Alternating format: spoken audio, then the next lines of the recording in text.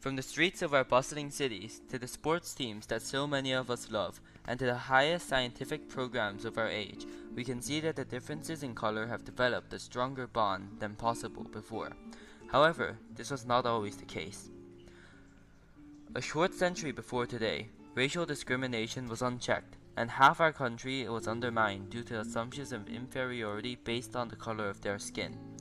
These acts that were before considered commonplace are now being eradicated and considered immoral due to the legacy of one man, Jesse Owens.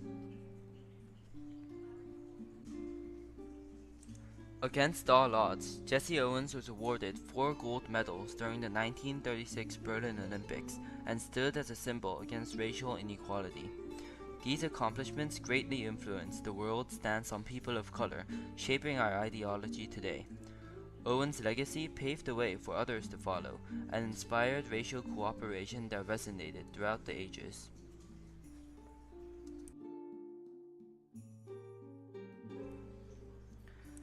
During the 1920s, America was home to intense segregation based on skin color and ethnicity. The worst affected by this were blacks, who were often poor and looked down upon throughout the nation. As civil rights movements began to flare up and the Great Depression set in, the living conditions for people of color began to worsen. Meanwhile, over the Atlantic, World War I had climaxed, with immigrants flooding to America in search of refuge.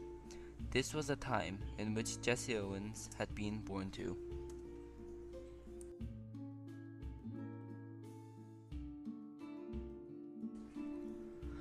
On September 12, 1913, James Cleveland Owens was born in a small cabin as the seventh child of Henry and Emma Owens.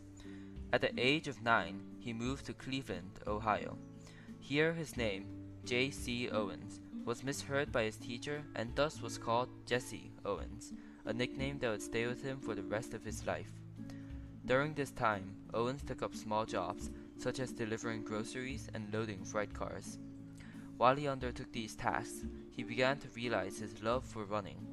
11 years later, his dream would become reality, and he met the world record of 9.4 seconds in the 100-yard dash at the 1933 National High School Championship in Chicago. As a rising star in the athletic world, Jesse Owens was sent to the Olympics at the age of 23.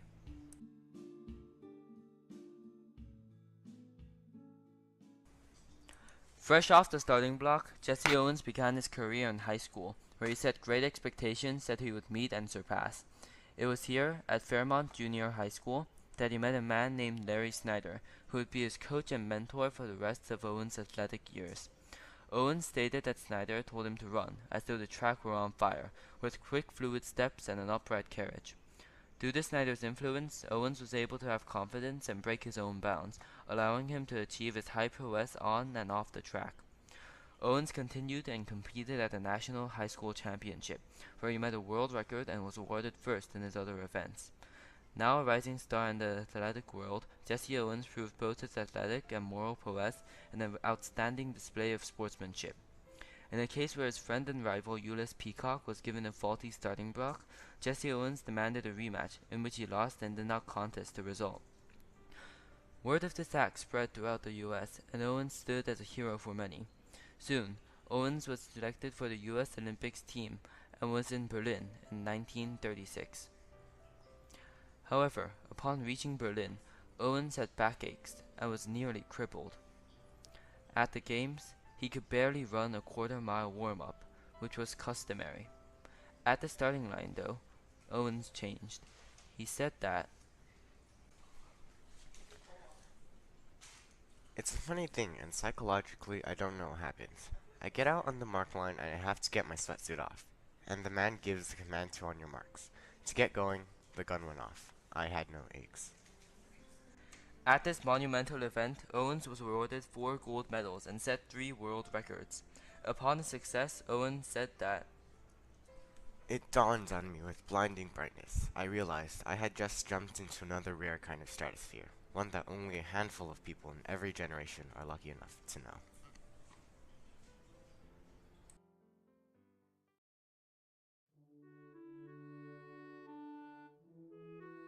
Upon returning to the US, Jesse Owens was hailed as a hero, and parades were thrown throughout the streets.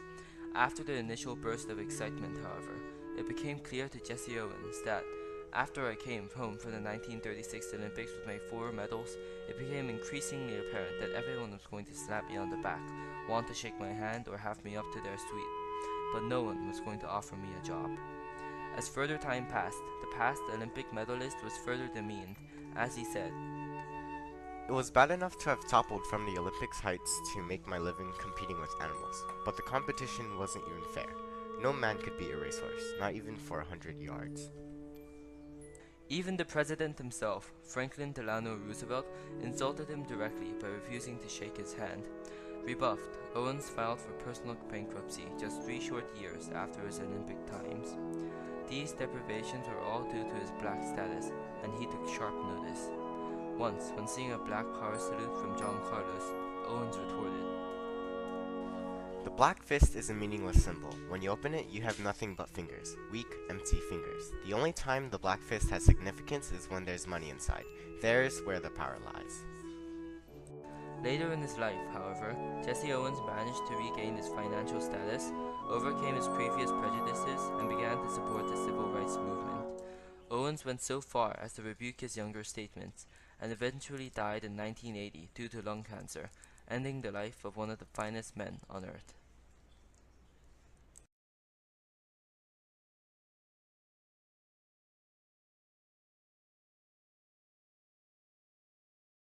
He was um, he was such a fair person, you know. He loved his family and you knew it. He was fairly formal, so he had kind of high standards for how girls should behave. You know, dinners were always in the dining room at table, and you had to be dressed for dinner, and there was conversation around the dinner table.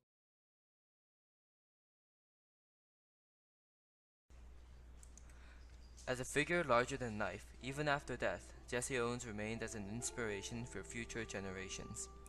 Starting through poverty and rising his way up, he embodied not only the American dream, but symbolized the ascension of any man, no matter what color or station. What Owens left behind cannot be measured in words, but only as an idea. The idea that all men may truly have been created equal, and that people of color could not only meet the same achievements as whites, but surpass them with distinction.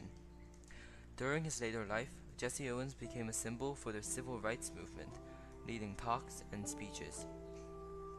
At one such event, it was said that Owens' oratory skills were as skillful as his athletic ability. While living, Owens received letters written from all kinds of people, from the young to the old, saying their feelings about their inspiration and newfound cause to their life. At death, Jesse Owens was left as a symbol, a man that had single-handedly ushered in a more equal age and helped shape our time. Clearly, Jesse Owens had become one of the giants that built and supported the 21st century, ushering in a new era.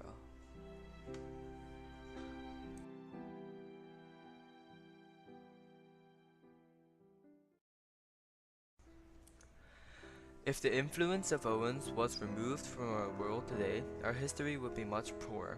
Because of him, Hitler's influence in the 1936 Olympics was restricted, and the world awed into realizing the potential of people of color. Not only this, but the civil rights movement and athletic community was greatly boosted due to his personal efforts. As Owens inspired people throughout the world, those that had seen his Olympic match went on to spread the idea that people of color could not only overcome the prejudices set against them, but surpass the limits that society had set. Without Owens, our modernizing ideals would not have developed so well, and our expectations and limits for ourselves and others much lower. The world today owes its diversity, heritage, and rich cooperation to Owens, as he was the one who enabled those in the stands of the Olympics to see just how much a person of color could achieve when determined. The road to the Olympics leads to no city, no country. It goes far beyond New York or Moscow, ancient Greece or Nazi Germany. The road to the Olympic leads, in the end, to the best within us.